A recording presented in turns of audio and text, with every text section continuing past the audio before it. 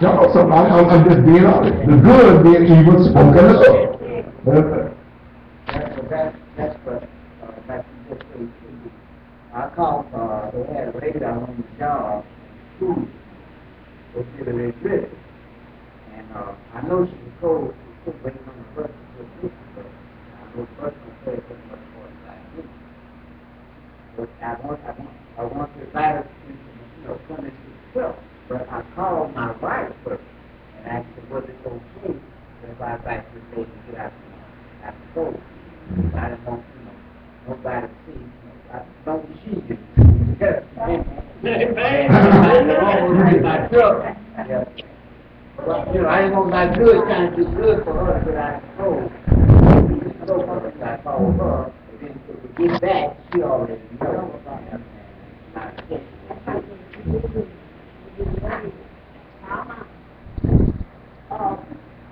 Before Mr. Bumper died, he was a very troubled man.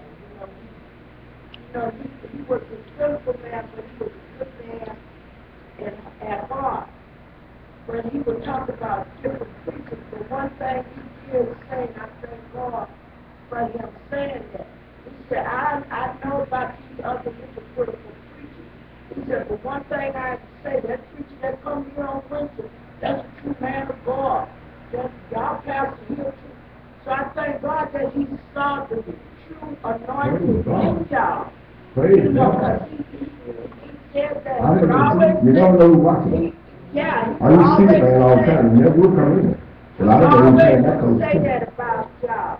He said, there's one thing I do know for sure, that y'all too, Pastor Kelly and you, Pastor, was a true man of God. He told us that. He would always say it. He said, you don't know nothing about the best of these hypocritical preachers.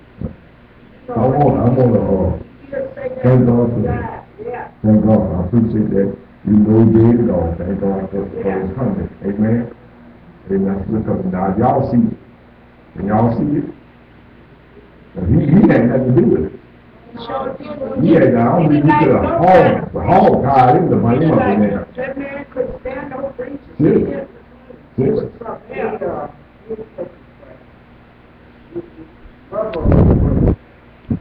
A man in the world, but Bubba, one thing Bubba believes was doing. Yeah, he was a good man. Yeah, he was a good man. I was doing, the last time I went to Brickell, I went to help one weekend. And we was out there in Westfield in the hospital, I was helping. And something came up. So I thought I was preaching then, and they, you out here, when they had me for the whole day. So they're going to do that, And something came up where I told him, I said, you can't let your good be even spoken of and what we was talking about. And anyway, it made a big joke of it, really, especially the head man, the boss. I said, oh boy, he was giving it over there. Okay. So anyway, after making a long story short, at the end of the day, the house we were breaking, it was a lady contractor. Not a man, it was a lady contractor that was the house and they had hired him. And that evening, his truck was parked in the street, and he was sitting in the truck in the driver's seat in his truck, but the door was open. And at this time, the contractor pulled up behind his truck. Okay, so she wasn't really talking about it, but him, because he was boss. Pulled up behind his truck, and she got out, and she was walking, his door was all over, so she standing there talking to him about the house, and in the time, his wife come around the corner.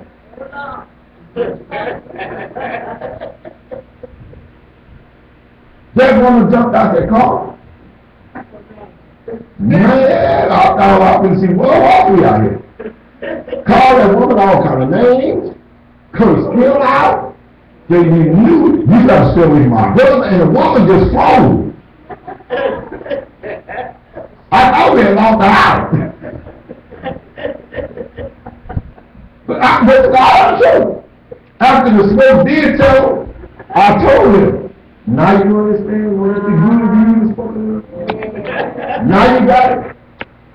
That was an honest conversation, but it didn't look right. Oh Lord, it didn't look right.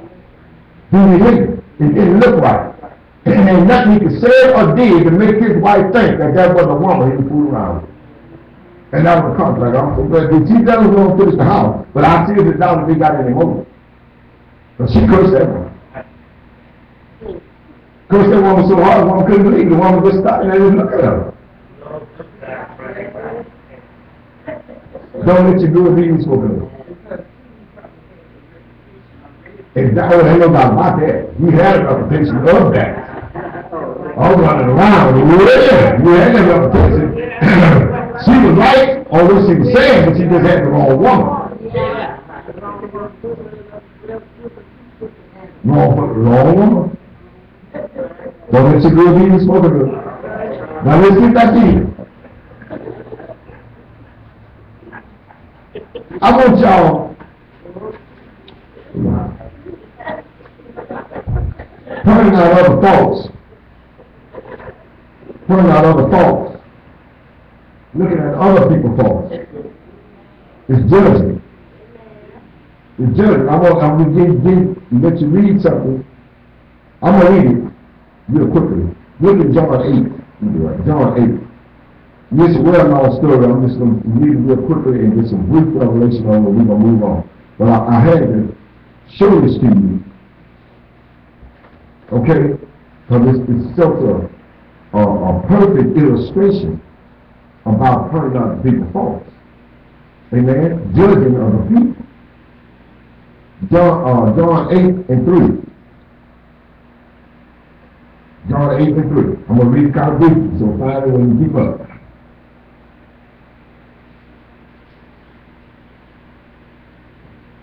Y'all there? Anybody there? And the scribes and Pharisees brought unto him a woman taken in adultery. And when they had set her in the midst, put her right in the middle. Put her right in the middle. They want everybody to see this.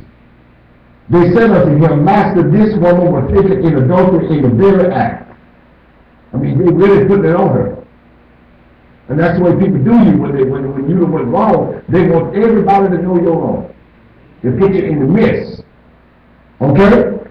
Give that charge. Now Moses in the law commanded us that these should be stoned. But what do you say? This, they said, tempted him that they might have to accuse him. But Jesus stooped down and with his finger wrote on the ground as though he heard them not. Some things you need to put a devil to. Amen. Hello, somebody.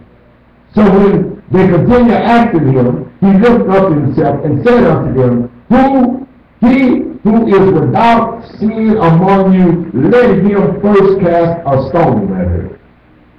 Now he's kicking the ball back in on the court. You're so eager to point out this woman's fault and want her stoned to death. Well, go ahead. Don't worry if you don't have no sin yourself. See, we often look at other people saying we forget we got them too. We forget we got them. And see, the truth of the matter is, what we recommended for their sin is what we bring judgment, we bring it back to ourselves for our sin. If we don't want to be merciful to them for their fault, then don't call it surprise if you can't find some mercy for yours. Hello, somebody. Notice what he said. They first pointed out that Moses in the law said stone them. Jesus said, okay, but if you don't have no sin, throw the stone. In other words, what he said, the stone gonna come back on your sin too. Hello, somebody. The stone gonna come back on your sin. Now they got a problem. Now they got an issue here. And again he stooped down and rolled on the ground. He told him what he said, tell him, and left him alone. Stooped back and rolled on the ground. And they which heard it, being convicted of their own conscience. This was all happening within their own self, because they knew they had sinned. Went out one by one, beginning at the elder, even unto the last. Okay? And Jesus was left alone, and the woman standing in the midst. And when Jesus had lifted up himself and saw none but the woman, he said unto her, get this, woman, why are those your accusers? Why is your accuser? Have no man condemned you? Woo! She said, no man, Lord, get this. And Jesus said unto her, neither do I condemn you. Go and sin no more.